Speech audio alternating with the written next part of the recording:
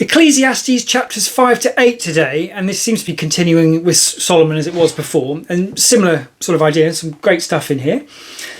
Open straight from chapter 5 with, "Go near the house of God to listen rather than offer sacrifices of fools who don't know what they did wrong." I think this is the fourth reference now, I think, to this idea that sacrifice is taking a bit of a back burner. It does still seem to be a thing, but you go back to Leviticus and it was basically all about sacrifice. Well, not all about sacrifice. A lot of it was about sacrifice. It was very prominent. And there's now 4 references to that potentially stepping back a bit. We then have, "Many words mark the speech of a fool." Slightly worried how many words I've got on the internet now at this point. But it seems, we all know that person, don't we, who just can't help but just speak and full of stuff that's not particularly helpful. Albeit, actually, to be fair, in this context, it does seem to be talking about prayer. So it does seem that when you pray, God doesn't want you to waffle, which I suppose is interesting. But it's, I guess maybe that idea that you can talk yourself in loops or something like that. Don't know. This doesn't seem like God would have a patience problem listening to prayers, but we'll see where we go. He says it's better not to make a vow to God than to make one and then not fulfill it.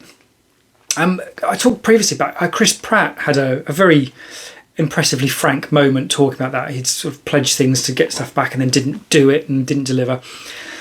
And it's interesting that that's specified in the Bible that we're not supposed to do that. So I think it was actually also in Leviticus or Numbers, wasn't it? You weren't supposed to pledge your child as a Nazarite or something like that. Or you had to pay to do it. So it made sure that you actually meant it when you did it. I guess it's very easy to say things, and that is clearly not a good thing anyway. There we have, "Whoever loves money never has enough." I suppose that's the idea of that misaligned aim, isn't it? Is if you love money, because love is key in that sentence, then that's presumably your highest goal, and you're going for it, and by definition you're getting it just for the sake of having it. So yeah, I suppose that sort of makes some sense. It's interesting, that idea continuing of things in the Bible thousands of years old that we still actually apply in sensible context today. It repeats an idea from the previous video, but then takes it further when it talks about, if you have wealth and the ability to enjoy it and to accept your lot and be happy in your work, this is a gift from God. This seems to be a distinction from someone who just loves money. So it does seem that God can put you in a position where you have lots of stuff and he gives you the ability to enjoy it. And it occurs, I have to be careful here, this seems like it feels like it fits my situation. I'm not wealthy by any stretch, but I am fortunate in that I do have work that I love doing, and it's very well paid work. And tied in with that is this idea that I'm always trying to, get off that treadmill, as I always call it. And I know people who, if you brought their salary down to £250,000 a year, they would be in trouble. And it's just such a horrible place to be. And that's one of the things I've been mindful of as I've moved up in my career. It's not just about the money. It's the why. What are you going to turn that into, and why is that worth doing? And this seems to be talking about that in the context of God has given me my situation, which I say I was a very fortunate one. And there's a couple of problems with that, I suppose. The first one is there are a lot of people who woke up this morning and there are bombs falling around them, or there's no food, or they woke up and they're going to the doctor later and they're going to get a cancer diagnosis or something like that. So there's a horrible fairness thing. I mean, it's almost like if God is dishing this stuff out. So you can have this one, you can have that one, you can have that one. Someone in my position, born in the West now, and in a very sort of comfortable position, that's deeply unfair. And I never whinge about fairness in the sense, life isn't supposed to be fair. But it's different when I'm the one who's on the fortunate end of that equation. And, you're looking at that from the point of view of other people.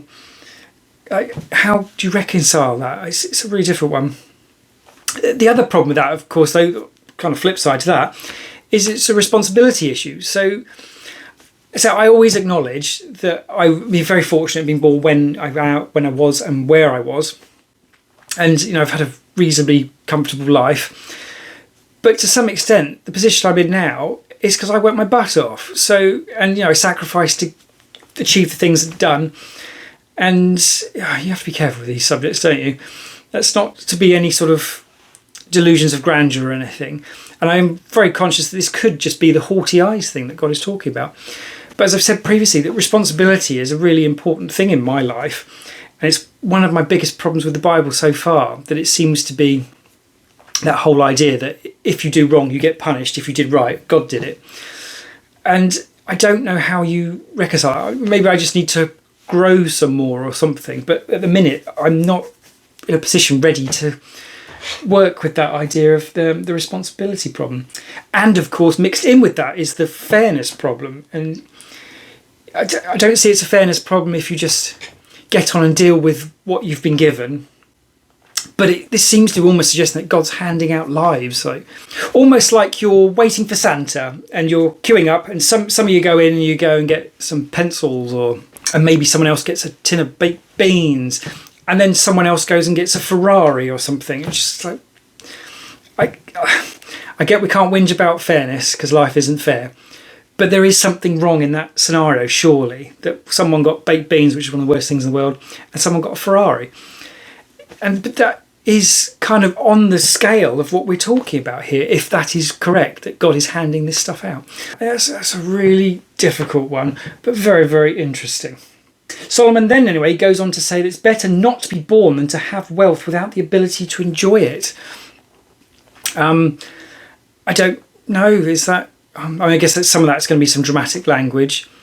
There's a sort of a torturous prison sentence in that, almost to some extent. And no one's going to feel sorry for them, are they? But you really drill down, and it's a lot of very unhappy people with a lot of money. We then have in chapter 7, the day of death is better than the day of birth. I guess that ties into the idea I've talked about previously, that should Christians not want to die on the basis that life is a waiting room?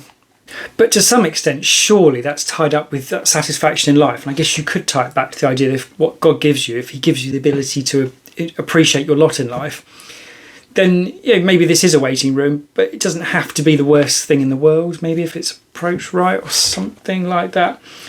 That's a difficult idea. These are all difficult ideas, aren't they? It talks about a sad face is good for the heart. I think this is a great example of taking things out of context. It's like, so I should have a sad face and that would be good for my heart. But that's not what it's saying. It's talking about, for example, going into someone's home when someone's died and it's their sad face. So I assume, therefore, it's like some sort of perspective type thing. As one of the things I'm getting better at these days, sitting in traffic jams used to drive me mad, just waste of time. I hate wasting time. But I'm getting much better at sitting in there thinking, actually, whatever's at the front of this, probably someone's had a far worse day than I have, and it could have been me. So whilst you don't take any joy in the fact that there's someone else there suffering, you can take some appreciation of the fact that it's not me, and actually I'm just sat in my nice warm / air-conditioned car. And so something like that maybe. And last but not least, there is no one on earth who is righteous and never sins. We have got that idea, I think, already fairly well built in, but I love it when you just get a nice straight statement like that. Brilliant. Okay, yeah, we just package that up. That's a nice tick in that box to clarify that. But yeah, so that's most of the book of Ecclesiastes done now. There's only 4 more chapters to go, so it's quite short, but very interesting again. On we shall go and see what's next.